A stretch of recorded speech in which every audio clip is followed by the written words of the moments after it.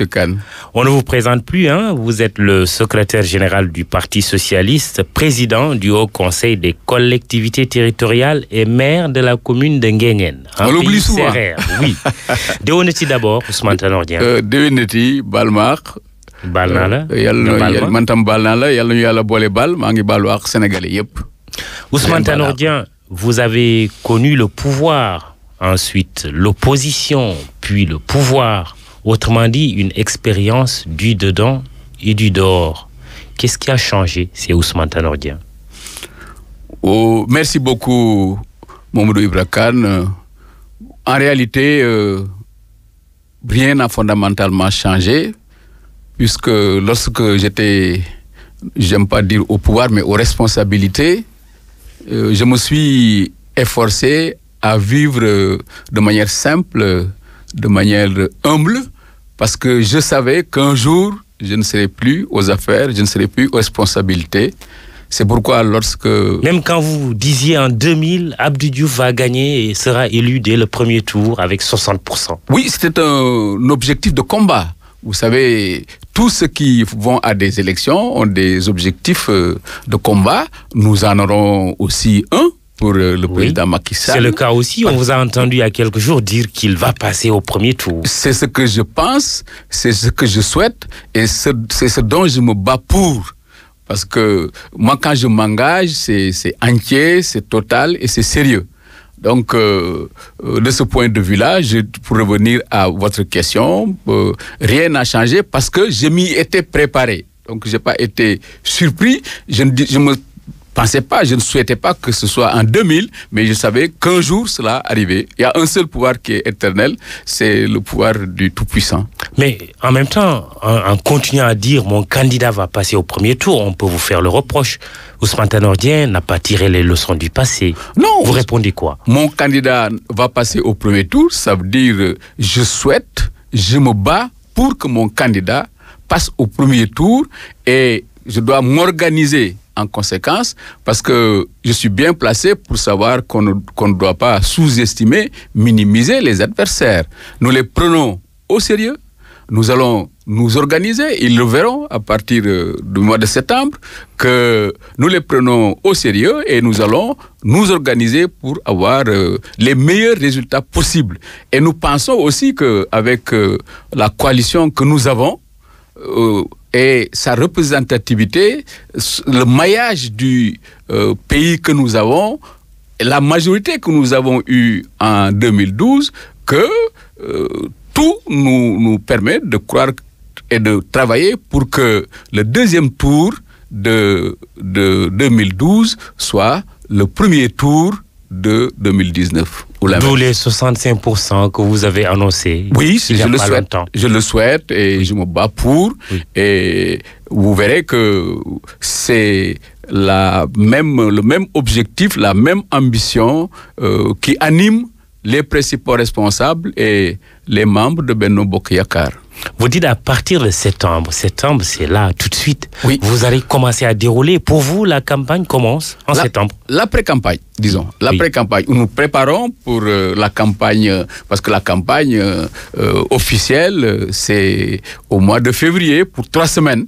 Mais d'ici là, nous allons vraiment préparer cette campagne-là pour que notre candidat, lorsqu'il aura à faire la campagne officielle proprement dite, il trouvera un terrain bien déblayé, un terrain bien labouré. Alors, un petit coucou de Chersen parmi les nombreuses réactions au niveau de la page Facebook de cette émission de Grand Jury de la RFM. OTD résiste à l'épreuve du temps. Diouf Wade Macky est toujours un OTD qui continue son bonhomme de chemin. Braves critiques et invectives, souvent sous un silence assourdissant. Les menaces de Wade n'y ont rien fait. Les attaques fratricides des socialistes de l'aile dure entre griffes semblent laisser de marbre. Alors, question sèche à M. Ousmane Tanor Dieng. Quel est son secret? Qu'est-ce qu'il sait que nous ne savons pas? Oh, le secret, à proprement parler, je n'en ai pas, mais quand même, Dieu a voulu que je croise de grands hommes dans mon parcours. Léopold Sédar Senghor, Abdou Diouf, un peu Léopold Sédar Senghor, beaucoup Abdou Diouf. Ensuite, des magistrats comme le président Kebamba et Ousmane Ngounyam, avec lesquels j'ai commencé à travailler à Genève dans les comités de droits de l'homme. C'était un peu dans la période de la guerre froide. Et maintenant, dans différents domaines comme ça, j'ai eu à apprendre de ces hommes-là. Et ces hommes-là qui étaient là au moment où il fallait tout construire, qui m'ont donné le courage, qui m'ont souvent conseillé et qui mettaient l'intérêt du pays au-dessus de tout. Et je pense que le fait d'avoir travaillé et rencontré ces hommes d'État, des hommes de cette qualité, ça m'a beaucoup aidé. Et Senghor disait souvent qu'il faut savoir endurer pour durer. Ça aussi, j'aime beaucoup le sport, de ce côté-là aussi. Je suis préparé à recevoir des coups, beaucoup, en donner quelques fois. Et c'est tout ça qui a fait que, après 2000, j'étais préparé pour faire face à Abdoulaye Wade. Ensuite, pendant les 12 années d'Abdoulaye Wade, parce que, comme tu l'imagines, Mamadou, tu es un professionnel, s'opposer à Abdoulaye Wade n'est pas très facile. C'est une bête politique, il est tout à fait redoutable. Et c'est grâce à Dieu, nous avons pu rester ce que nous étions. Dites-nous, est-ce que redoutable, ça veut dire que Abdoulaye Wade, qui a fait 26 ans d'opposition sous le régime socialiste, emprisonné maintes fois, il faut aussi le reconnaître. Est-ce qu'il y avait eu chez lui un désir de vengeance? Non, je ne le pense pas. Je ne le pense pas. C'est un homme qui est d'une grande générosité, il faut le reconnaître. Et quand même, nous avions, nous, un interlocuteur. L'opposition, l'interlocuteur, c'était en gros Abdoulaye Wade. Il y avait certes les partis de gauche, mais on avait un interlocuteur quand un problème se posait. Et lui, il savait quand même jusqu'où ne pas aller trop loin. De sorte que on vivait des situations difficiles, tendues, mais comme nous nous connaissions, nous nous comprenions, Abdoulaye Wade, il venait dans le gouvernement, il travaillait pendant un certain temps, et à quelques mois des élections, il partait, il se présentait. Il a fini par vous battre. Il ne reconnaissait jamais les résultats, mais il a fini, comme vous dites, par nous battre. Et c'est normal. Ça aussi, c'est l'endurance, c'est ces qualités d'homme politique qui ont fait qu'il a fini par avoir ce qu'il voulait, la patience, l'endurance, la persévérance. C'est important en politique et c'est un grand stratège. Il sait très bien ce qu'il faut faire, quand il faut le faire et comment le faire. Et vous n'avez jamais voulu travailler avec lui. Pourquoi ? Parce que je pensais que c'était utile pour moi après avoir vécu une vie d'homme d'État au pouvoir, il me fallait savoir ce que c'était l'opposition pour être un peu plus complet du point de vue de mon parcours et de mon cursus. Et j'ai beaucoup appris en étant à l'opposition pendant cette période d'Abdoulaye, parce que on faisait face à qui n'est pas quelconque, et surtout que j'ai découvert beaucoup de choses sur la nature humaine. Bon, ce sont des gens qui vous étaient les plus proches, pour lesquels vous avez tout fait ou beaucoup fait, qui peuvent être les premiers à vous poignarder, non seulement à aller ailleurs, mais à vous critiquer comme s'ils ne vous connaissaient pas. C'est très douloureux, comme vous l'imaginez. Mais tout ça, le temps a permis de le comprendre, et aujourd'hui, je ne suis pas surpris par beaucoup de choses. Voilà, j'en suis arrivé à ce niveau-là, ce qui fait que j'ai toujours essayé que le Tout-Puissant me donne la capacité d'accepter les situations, de faire face et de rester chevillé à un certain nombre de principes auxquels je crois. Ne livrez jamais un secret à un journaliste. Je le dis sous forme de boutade, bien sûr. Vous m'avez confié au moment de préparer cette émission, pour revenir à Wade, président de la République. Il a même eu à s'en ouvrir au président Abdouf en disant, mais pourquoi Ousmane Tanor Dieng ne veut pas travailler avec moi? Oui, tout à fait. Oui. Ça n'est étonné, ça c'est pas un secret. Oui. C'est Abdou Diouf lui-même qui me le disait en riant. Voilà, bon, que... Oui. Non, c'est pas tellement que je ne voulais pas travailler avec lui, mais je voulais avoir une expérience d'opposant quand même et tester un peu nos camarades nous-mêmes, parce que lorsque les conséquences de ce choix, mais pour la première fois dans l'histoire, le PS n'aura pas de candidat à une élection présidentielle. Je l'assume, et le parti avec moi, parce que ce n'est pas d'abord une décision que j'ai prise seule contre vents et marées.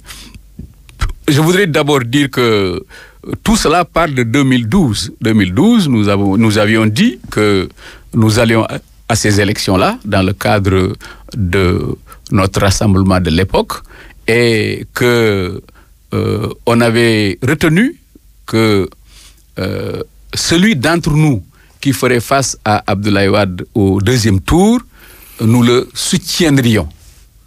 Et Macky est arrivé au second, et donc face à Abdoulaye Wade, et nous avons respecté notre parole. Lorsqu'il est venu me voir, je lui ai dit que ce n'était pas utile de venir me voir. J'ai discuté avec mes camarades, et que nous allons respecter notre parole, et sans condition. Nous n'avions même pas discuté de conditions. Si nous gagnons, qu'est-ce qu'on ferait? On a dit celui qui ferait face à Abdoulaye Wade, on le soutiendrait pour faire partir Abdoulaye Wade. Et lui, il a dit, oui, nous allons nous battre ensemble. Si nous gagnons ensemble, nous allons gouverner ensemble. C'est sa formule. Et c'est ça que nous sommes en train de faire jusque-là. Pour cette raison-là, on ne peut pas, d'abord, après la déclaration qu'on a faite et qu'on a renouvelée chaque fois, parce que chaque fois, on a interrogé le parti pour savoir, est-ce que vous voulez, notamment au moment du référendum, est-ce que vous voulez qu'on reste dans Benno Bokk Yakaar ou qu'on sorte de Benno Bokk Yakaar? Et si on sortait de Benno Bokk Yakaar, on serait avec qui? Le parti a répondu invariablement qu'on reste dans Benno Bokk Yakaar, parce que nous sommes à l'ère des coalitions. Aucun parti isolément ne peut plus gagner des élections. Mais gouverner ensemble suppose un programme commun. Oui. Or, vous dites que c'était un soutien sans condition. Oui, mais je disais donc que à ce niveau-là, le plus important, c'était que le président Macky Sall, lui, lorsque il a été élu par les Sénégalais pour aller au second tour, il a lui aussi, dans son programme qu'il a élaboré, pris certains éléments dans le programme des uns et des autres. Et c'est ça qui était normal. Il a vu l'ensemble des programmes et il a complété, enrichi son programme à partir de ce que nous avions, nous, et qui n'était pas dans son programme. Donc nous nous retrouvions dans ce qu'il était en train de faire. Et même aujourd'hui, il y a beaucoup de choses que Macky fait. Ça, c'est des mesures qui sont sociales, mais qui sont socialistes. Il y a même pas de doute. Tout le CMU, tout ce qui touche à la bourse, aux bourses familiales, toutes ces actions sociales et sociétales sont des actions que nous aurions nous-mêmes.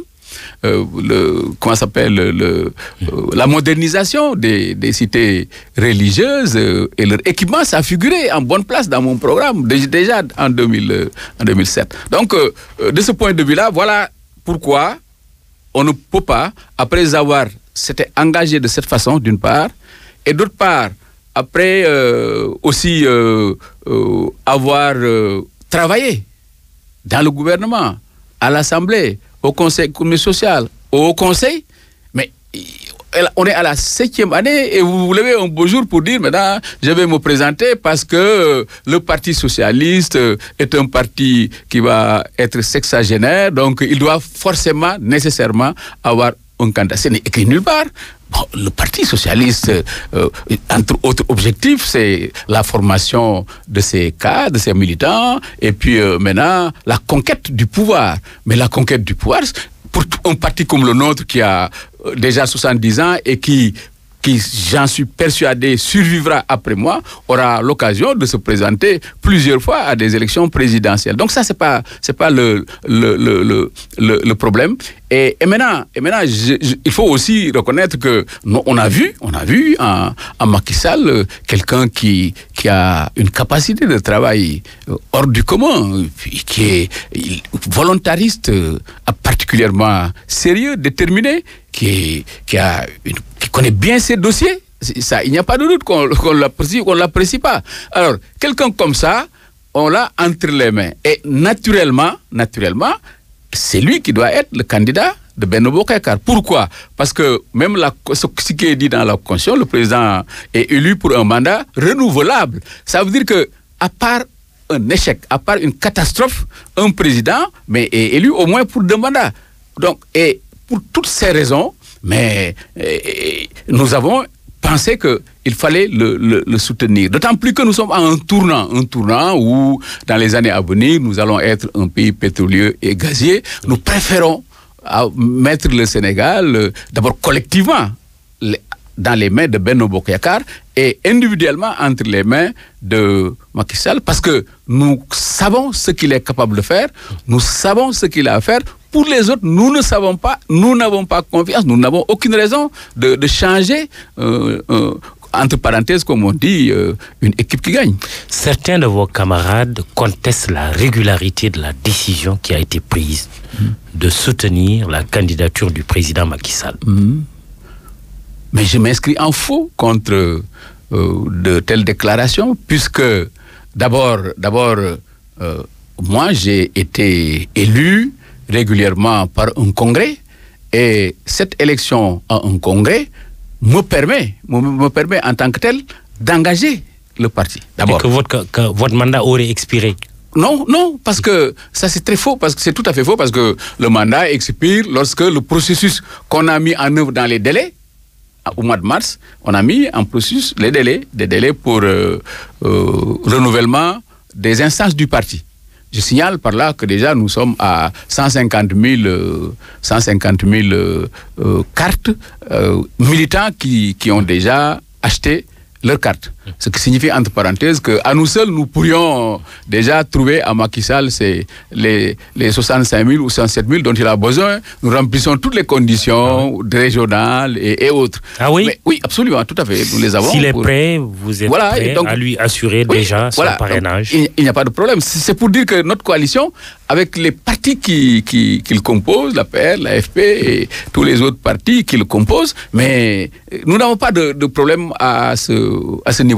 Et pour la décision dont vous parlez, d'abord, moi, je suis le secrétaire général du parti et les textes du parti tels que élaborés aujourd'hui me permettent d'engager le parti quand la situation l'exige. Deuxièmement, c'est moi qui ai voulu chaque fois interroger la base, c'est-à-dire demander aux coordinations, aux sections, ce qu'elles pensent de telle ou telle décision, de telle ou telle situation, et maintenant tenir compte de leur avis. Bon, donc comme on dit, les décisions, je veux toujours qu'elles viennent de la base, de bas en haut, bottom up. Alors, et donc, de ce point de vue-là, j'ai souvent, quand c'est possible, interroger la base du parti. J'aurais pu m'en tenir à convoquer un congrès extraordinaire avec des délégations, le faire. Mais on a aussi tenu compte du fait que les réformes intervenues dans le cadre du parti ont supprimé le Conseil national. Et le Conseil national a été remplacé par le Comité central. Et maintenant, le rôle du Conseil national est fait maintenant par le Comité central. Et le rôle du Comité central est fait, ce rôle-là est rempli par le bureau politique. Et maintenant, l'ancien rôle du bureau politique est là aussi est fait par un organe qui s'appelle le secrétaire exécutif national. Et pour cette décision-là, on a interrogé le secrétaire exécutif national et le bureau politique. Et dans ces discussions, le bureau politique, quand même, il est assez représentatif. À l'unanimité, un accord a été obtenu pour soutenir, pour porter même exactement, porter la candidature du président Macky Sall. Ce n'est pas un soutien, c'est que nous portons sa candidature et nous voulons que chacun d'entre nous soit un peu un Macky Sall face à cette campagne-là, parce que nous voulons autant que lui qu'il puisse passer au premier tour, et avec l'objectif que nous fixons autour de 60%, c'est ça que nous voulons. Et vous le verrez sur le terrain que ce que nous disons, ce ne sont pas des paroles en l'air. Mais l'opposition doit nous prendre aussi, je crois aussi, ce que nous disons au sérieux et aller sur le terrain au lieu de s'en tenir à des positions crypto-personnelles, mener le débat, voir ce qui est proposé par Macky Sall, son bilan qui est très positif, et maintenant critiquer ce bilan-là et avoir une autre offre politique. C'est ça qui me paraît bon pour le débat, pour élever le débat au niveau du pays. Puisque vous êtes si sûr de pouvoir faire gagner le président Macky Sall, on vous pose la question suivante. Pourquoi le Parti socialiste n'a pas désigné un des siens?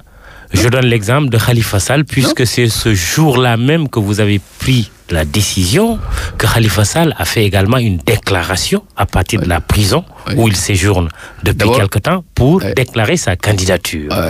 Voilà, moi je préfère toujours, j'hésite toujours à parler, je préfère écrire parce que quand on parle, ça peut être interprété d'une manière à laquelle vous ne pensez pas. Je ne dis pas que je suis sûr. Je ne suis sûr de rien, bien sûr. Je ne suis pas sûr que Macky va être élu au premier tour à 60%. Je ne suis pas sûr, mais c'est ce que je veux et je travaille pour cela et nous le fixons comme objectif de combat. Pourquoi ça ne peut pas être fait pour un socialiste? Non, parce que d'abord, c'est nous qui avons choisi. C'est nous qui pensons qu'aujourd'hui, la meilleure attitude pour le pays, sa stabilité, sa sécurité, c'est de travailler dans le cadre d'une coalition. Et nous en avons une coalition qui s'appelle Benno Bokk Yakaar. Et cette coalition Benno Bokk Yakaar est dirigée par Macky Sall et qui en est le candidat naturel. Nous pensons que c'est plus intelligent politiquement de le soutenir que d'aller présenter une candidature et que nous, socialistes, nous n'en sommes pas au niveau où nous ne réagissons pas comme certains partis ou candidats qui cherchent à se faire connaître ou qui veulent marquer l'histoire. Nous avons dirigé ce pays-là pendant 40 ans, nous savons ce que c'est que le pouvoir, ce que c'est que l'opposition. Nous faisons nos choix après avoir discuté, longuement, réfléchi. Donc, de ce point de vue-là, il n'y a pas de problème. Mais il faut aussi savoir que, après les événements qui sont passés, mais ces camarades dont vous parlez sont exclus du parti. Ils ne sont plus dans le parti. Donc, nous ne nous occupons pas de ce qu'ils sont en train de faire sur le plan politique. Ça ne nous regarde pas. Ils ont le choix, ils ont le droit de choisir leur voie et d'ailleurs d'aller faire coalition avec d'autres, parce que forcément ils seront dans une coalition. Je n'imagine pas que quelqu'un se présente seul là, comme ça, ça ne donnera rien. S'ils ont le choix, le droit de choisir leur candidat, leur coalition, qu'ils nous laissent le droit de choisir notre candidat, notre coalition et nous battre pour que ce candidat et cette coalition et la victoire. Vous êtes indifférent à la déclaration de candidature de Khalifa Sall? Je m'en occupe pas.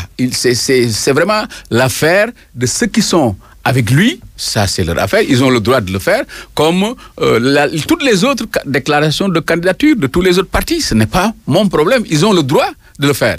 Ce sont des Sénégalais qui ont 35 ans, qui remplissent toutes les autres conditions prévues par la Constitution. Donc, il n'y a pas de problème à mon niveau pour ça. Aujourd'hui, moi, je m'évertue à m'occuper de Benno Bokk Yakaar qui porte la candidature la candidature de Macky Sall. Et ce que je souhaite d'ailleurs, c'est que ce débat-là, il faut le dépersonnaliser.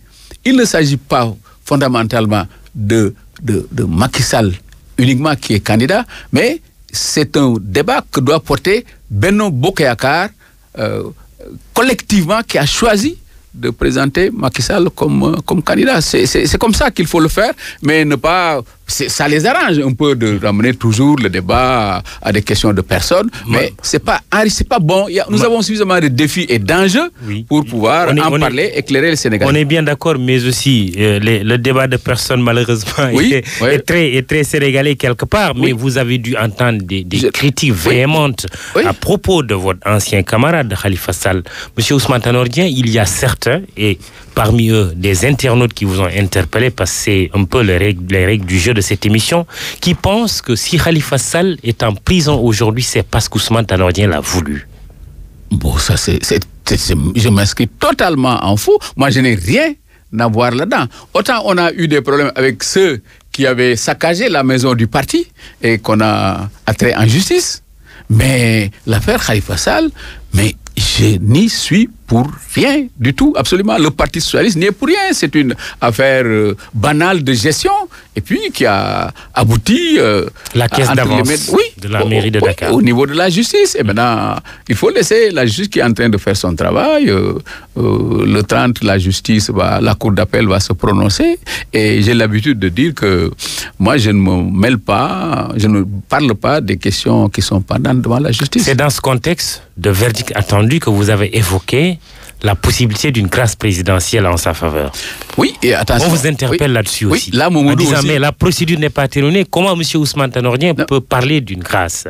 Non, mais il faut aussi contextualiser la question. Le journaliste m'a dit, est-ce que vous seriez favorable à une grâce pour Khalifa Sall?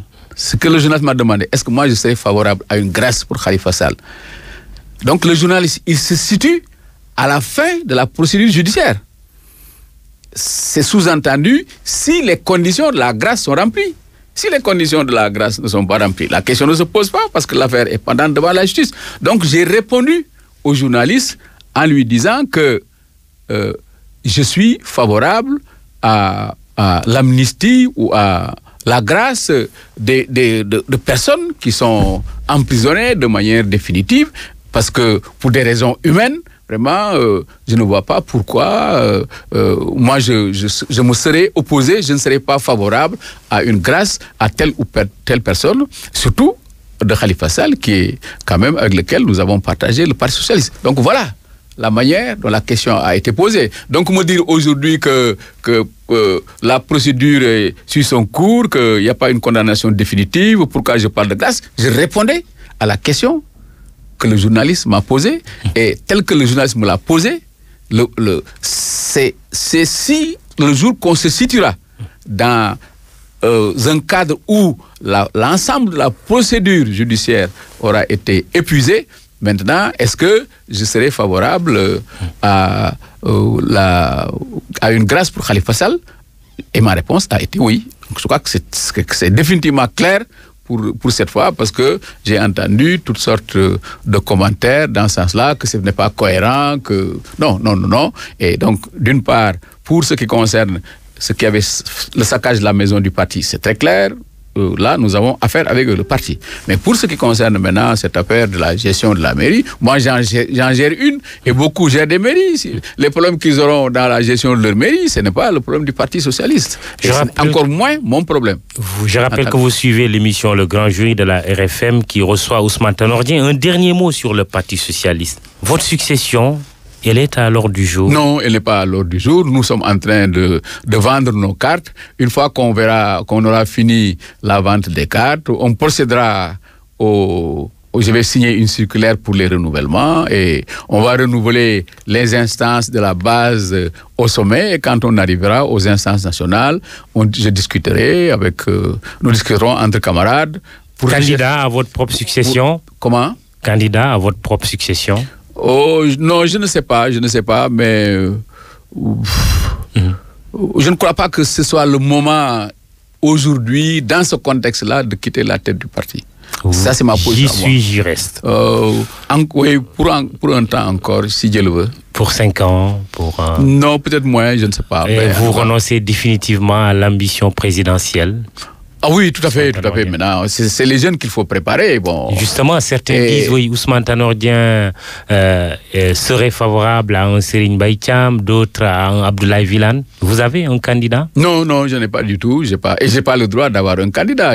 Nous avons quand même parmi les partis ceux qui ont les meilleures ressources humaines. Vous avez cité ces deux-là, vous auriez pu en citer encore beaucoup d'autres. Donc, non, je ne suis pas à ce niveau-là. Mais évidemment, il est évident que je réfléchis à ça, que comme pour le pays, bon, je ne veux pas que le parti soit entre des mains inexpertes. Je pense que si j'y réfléchis, c'est normal, parce qu'il faut toujours penser à sa succession. Abdou Diouf, votre dernier leader avant la perte du pouvoir, cautionne tout ça? Vous avez discuté avec lui? Non, on n'en parle pas. On ne parle pas du parti, de la politique, non. On parle d'autres questions. J'aime beaucoup l'écouter, évoquer ses souvenirs. Il a une mémoire d'éléphant. Alors, il me rappelle des choses qu'on a faites ensemble, dont moi je ne me souviens plus. Et puis, j'aime beaucoup connaître de ses rapports avec le président Léopold Senghor. Il le connaît bien, c'est lui qui le connaît le mieux. N'oubliez pas vos mémoires. Oui, j'y pense aussi. Vous les écrirez. J'y pense. Ousmane Tanor Dieng, parlons maintenant du parrainage, avant de parler des questions économiques et sociales très rapidement. Le parrainage, cela démarre lundi, là, demain. Tout à fait. Comment vous y préparez, vous, en tant que coalition au pouvoir? Oui, notre coordonnateur sera à la rencontre. C'est après, qui déjà? C'est Mimi Touré. Oui, coordinateur national. Oui. Les journalistes, c'est comme ça, ils savent tout, ils me posent des questions comme ça. On veut que ça soit plus clair. Oui, non. Voilà. Oui. Tu es un pro, je sais bien. Enfin, donc c'est elle qui sera là-bas. Et puis, quand la rencontre aura lieu, je pense que c'est pas une convocation, c'est une invitation. Le ministre les invite pour quand même, une fois que les textes sont sortis, les commenter avec eux, répondre à certaines questions. C'est quand même un élément de courtoisie républicaine. Ce n'est pas le président. Ceux qui n'y vont pas, ça ne pose pas de problème. Hein. Ceux qui sont là-bas, le ministre va discuter avec eux et puis maintenant. Après cela, maintenant, nous allons nous organiser, nous, au niveau de Benno Bokk Yakaar. Comment nous allons nous organiser pour, au niveau régional, au niveau départemental et au niveau communal. Moi, je pense que la base, ça doit être la commune. C'est la commune à partir de la commune que le travail doit être. Mais au-delà de Benno, mais comment gérer cette situation? C'est la première fois qu'on va la vivre avec des milliers et des milliers de signatures. Tout à fait. Certains pensent que c'est une mission très difficile, voire impossible. Ah, non, je crois que c'est possible, mais c'est difficile. Hein? Et moi, j'appelle toujours l'attention du ministre de l'Intérieur et puis de nos amis, tous ceux qui sont dans Benno Bokk Yakaar sur cette situation-là. Il ne faut pas qu'il y ait des couacs, il faut que ça se passe bien, il faut prendre toutes les dispositions techniques. Mais ça, c'est leur responsabilité. Je crois qu'il y a des gens qui sont formés pour ça, qui connaissent ces questions-là. Moi, je n'aime pas me mêler de choses que je ne maîtrise pas. Mais j'appelle leur attention sur le fait que on est attendu à ce niveau-là par l'opinion interne, l'opinion internationale, l'opposition. Et il se peut même que dans l'opposition, je n'en suis pas tout à fait sûr, qu'il y ait des gens qui veulent se présenter et qui ne sont pas tout à fait de bonne foi, qui peuvent essayer de faire tout pour faire échouer l'affaire, créer de faux problèmes. Donc il faut vraiment, j'appelle à la perspicacité pour vraiment travailler sur cette question-là. Quelles sont les vertus du parrainage, selon vous? Moi, je pense que quand même... Parrainage citoyen. Oui, le parrainage citoyen, c'est d'abord mettre au même pied d'égalité les candidats indépendants et les partis.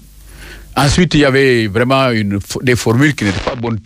Cette formule de mère porteuse, là, quand vous n'avez pas de parti, quand vous avez des difficultés pour être candidat indépendant, vous allez voir un parti qui vous prête son nom et puis vous allez aux élections. Ça, ce n'est pas du tout une bonne chose. Et puis, dans les démocraties, il existe ou bien le parrainage par les élus, ou bien des formes de primaires, mais pour un peu avoir un nombre, pas forcément d'ailleurs un nombre raisonnable de candidats, mais des candidats crédibles, parce qu'il y a un problème de crédibilité quand même pour quelqu'un qui veut être président de la République, et il n'y a pas de problème puisque en réalité c'est le peuple qui parraine et c'est le peuple qui élit. Donc si le peuple veut qu'on ait beaucoup de candidats et que le peuple parraine n'importe qui, ben ça c'est la responsabilité du peuple. Mais déjà il y a une trentaine de candidats déclarés. Oui, on parle d'une quarantaine. On parle d'une quarantaine. Oui, et vous pensez que le parrainage sera vraiment efficace? Ah, si les 40 passent ou non, si les 40 passent, ça veut dire que au fond ce n'est pas efficace, hein, parce que mais c'est que si les 40 passent, vous pouvez vous poser la question, s'il n'y avait pas le parrainage, combien ce serait? Parce que le parrainage est quand même dissuade certains. Parce que c'est pas très honorable, c'est pas entre 52 000 signatures à 65 ou 67 000, avec comme condition 2 000 dans au moins cette région du Sénégal. 2 000 dans cette région, voilà. Donc, et vous pensez que c'est dissuasif? Je pense que c'est dissuasif parce que non seulement si vous avez les 7 régions, les 2 000, ça fait 14 000, il faudra trouver après 38 000, 39 000 pour être dans les 53 et un peu plus pour être dans les 1%. Bon, voilà. Mais moi-même, j'aurais demandé à ce qu'on ait au moins 1 millier de candidats dans chaque région, voilà, pour que ce soit un vrai maillage. Et quand on veut être président aussi, c'est ça. Moi, ça, je l'aurais fait. Parce qu'on peut se trouver dans des situations où, après avoir eu les 7 000, au niveau les 2 000 au niveau de cette région, c'est ce qui fait 14 000. Vous avez les 38 000 dans les mêmes 7 régions, ou dans 2 ou 3 régions. Et vous vous retrouvez avec un candidat qui n'a eu aucun parrainage dans cette région. Ça, ce n'est pas... Enfin, bon, voilà. Mais ça, c'est les imperfections des choix qu'on fait. Le PDS qui continue de récuser le ministre de l'Intérieur pour l'organisation des élections, en disant qu'il ne fait pas confiance. Ça, c'est leur droit, mais ça ne va pas nous empêcher d'aller, nous, aux élections avec le ministre que le président a choisi, le ministre à qui le président a fait confiance. Je ne crois pas on peut faire confiance à Aly Ngouille Ndiaye. Oui, on peut lui faire confiance parce que...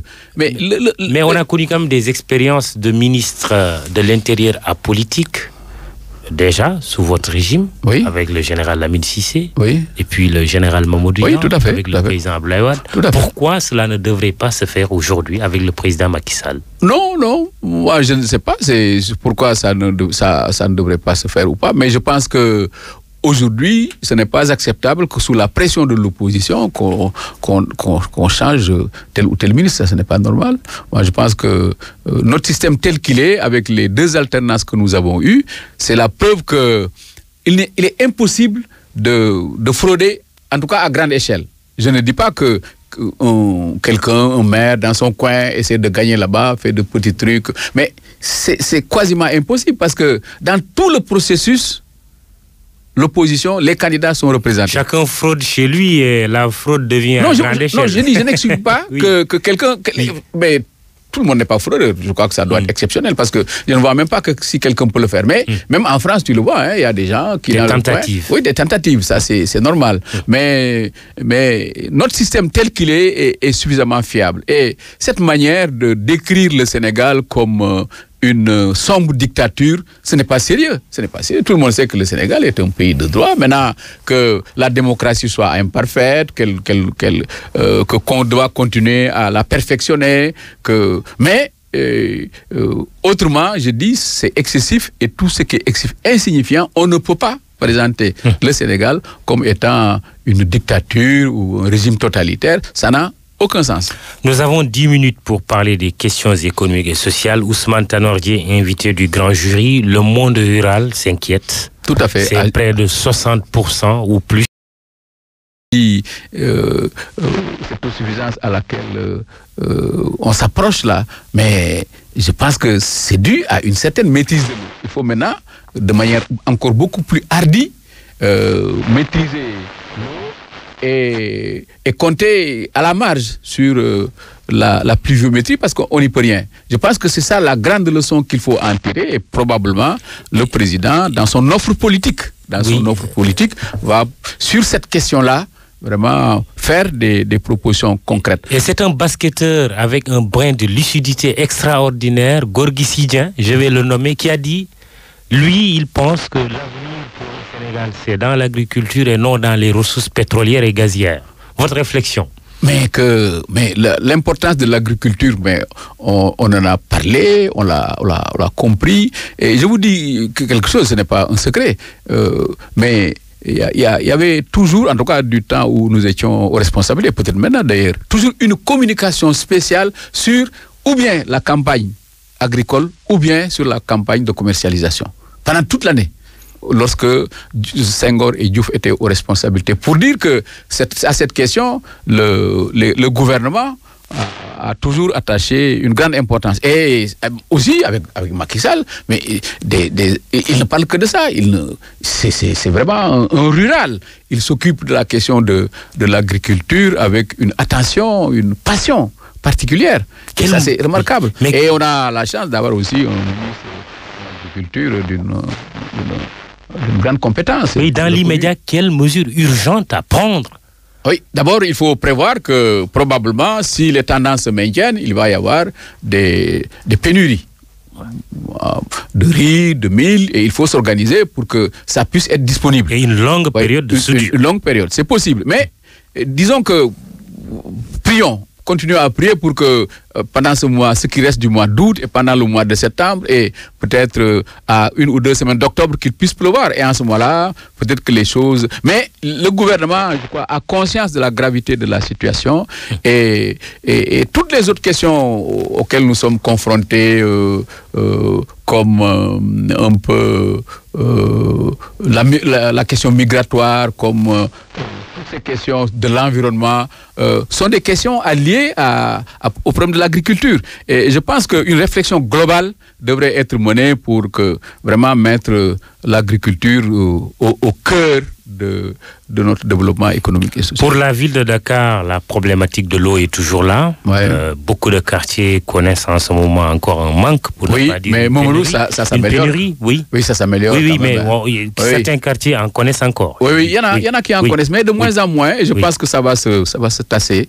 Si l'opposition pense que c'est ça leur élément de campagne, il faut qu'il y renonce, parce que je suis persuadé que d'ici un mois à peu près ou deux, la chose va s'arranger définitivement. Il y aura toujours peut-être ici et là quelques petits problèmes, mais pour l'essentiel, je pense que il y a du bon travail qui est en train d'être fait, mais c'est qu'il y a un problème. Si vous prenez Dakar entre 2000 et maintenant, la population a doublé. C'est ça le problème. Si les tendances continuent, dans 10-15 ans, ça va se... C'est pas possible. Il y a un problème qu'il faut régler, qu'il faut résoudre. Le grand problème d'aménagement même du territoire. Ça, c'est des choses qui sont très importantes. La question de la démographie. Il y a des enjeux. Il y a des enjeux qui nous attendent et c'est de ça qu'on doit parler. Voilà, et même le défi de la sécurisation de cette longue conduite quand même de 300 km exactement, pour alimenter Dakar. Oui, pour des raisons de sécurité. Suivez mon regard. Oui, tout à fait. Je suis d'accord avec vous qu'il y a de vrais problèmes. Ce sont ces problèmes-là qui devraient faire l'objet de discussions entre ceux qui veulent être candidats et que véritablement sur ces questions-là, les gens puissent voir ce que le gouvernement a fait, le critiquer parce que c'est de bonne guerre et maintenant eux aussi faire des propositions, mais sans tenir uniquement à attaquer personnellement, directement le candidat Macky Sall, ça n'a pas de sens pour moi. Justement, en 1996, si ma mémoire est bonne, contrat d'affermage avec la SDE, c'était sous votre régime, le régime socialiste. Et puis, il y a eu des avenants par la suite. Aujourd'hui, un appel d'offres international a été lancé. 3 sociétés sont en compétition, SDE, Suez et Veolia. Les résultats étaient attendus depuis plusieurs semaines, toujours rien. Vous suivez ce dossier et qu'en pensez-vous? Oui, non, je pense que c'est bien que l'on réfléchisse quand même avant de prendre une décision sur ces questions-là. C'est de la question de l'eau. Une question très grave. Je pense que il faut quand même faire attention, faire le bon choix. bon choix.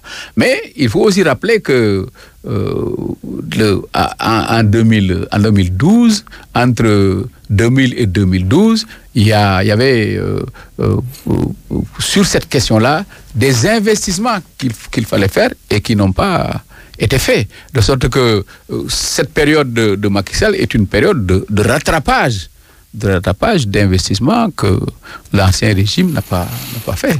La SDE, son bilan, qu'en pensez-vous? Moi, je pense que c'est un bilan correct parce qu'on ne peut pas juger la SDE à travers maintenant ces derniers problèmes qu'il y a eu.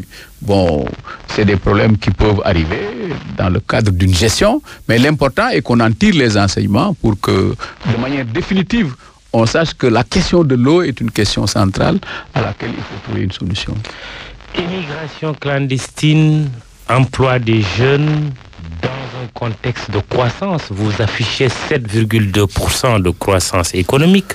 Est-ce qu'il n'y a pas une situation paradoxale entre cette croissance élevée, ce manque d'emploi persistant, mais aussi l'immigration clandestine qui frappe essentiellement les Sénégalais? Oui, je crois que c'est apparent. D'abord, il n'y a pas de relation mécanique entre la crise de l'emploi des jeunes et le mouvement migratoire. Ça, c'est évident parce que, vous le savez, au début des indépendances, c'était pratiquement le plein emploi. Et comme je l'ai dit, pour taquiner nos cousins tout couleurs, là, déjà, ils étaient partout, en Afrique centrale, jusqu'à j'en ai trouvé un en Australie, à l'époque, dans le village de Mozart. Voilà. Donc, oui, pas dans le village de Mozart, mais pas en Australie, mais je veux dire, je l'ai trouvé au cours de mes déplacements. Et donc, les Sénégalais sont des citoyens du monde. Ils aiment partir, bouger. On est aussi accueillant qu'on aime voyager. Et donc, il n'y a pas de relation mécanique entre l'emploi, la crise de l'emploi et les... Vous aurez à présenter un bilan. Oui, on va présenter un bilan, et je veux dire aussi que pour ce qui concerne cette question migratoire, elle est exagérée, parce que au niveau de l'Europe, je suis allé à une réunion, un forum des diasporas africaines. On a vu que l'Europe recueille sur le mouvement migratoire à peu près 4%. Tout le reste, ça se passe en Afrique, en Asie. Donc, c'est surmédiatisé, mais quand même, sur le plan économique, tout le monde sait que si si le mouvement s'arrêter, l'économie européenne se serait arrêtée. Donc ce qu'il faut faire, c'est que de part et d'autre, on réfléchisse à une question, non pas que les gens ne laissent pas le mouvement, les clandestins partir à droite et à gauche, mais en tout cas, il y a une réflexion à mener, et je pense que c'est ça qui est à droite pour maintenant l'emploi des jeunes. C'est un casse-tête, c'est tout dans les pays. Je pense que des efforts sont en train d'être faits pour faciliter leur financement avec l'ADER qu'on font ici, et maintenant favoriser aussi l'apprentissage, la formation professionnelle, c'est en train d'être fait ici, et maintenant on pourra peut-être inciter les entreprises à entreprendre en défiscalisant un certain nombre de charges. Donc il y a un certain nombre de choses qui sont en train d'être préparées, qu'il faut accélérer, parce que, et une fois de plus, on revient à l'agriculture pour penser qu'avec l'agriculture, des choses devraient être faites pour donner de l'emploi aux jeunes. 10 secondes, la valeur ajoutée du Haut Conseil des collectivités territoriales que vous dirigez, Ousmane Tanor Dieng. Oui, en matière de décentralisation, d'aménagement du territoire, beaucoup de recommandations sont faites au président de la République, d'avis et de contributions dans les débats. Donc, de ce point de vue-là, bon, nos rapports sont destinés au président de la République. C'est une fois que le président de la République reçoit nos rapports que nous pourrons les diffuser. Merci Ousmane Tanor Dieng. Je sais que les sujets ne sont pas épuisés. Oui. Ce sera peut-être une autre fois. Inch'Allah. Ousmane Tanor Dieng, secrétaire général du Parti socialiste et président du Haut Conseil des collectivités territoriales, était l'invité du grand jury de la RFM dimanche 26 août. Clin d'œil aux porteurs de pancartes, mais aussi occasion de rendre hommage au président du groupe Futur Média, Youssou N'Dour, groupe que nous allons quitter prochainement.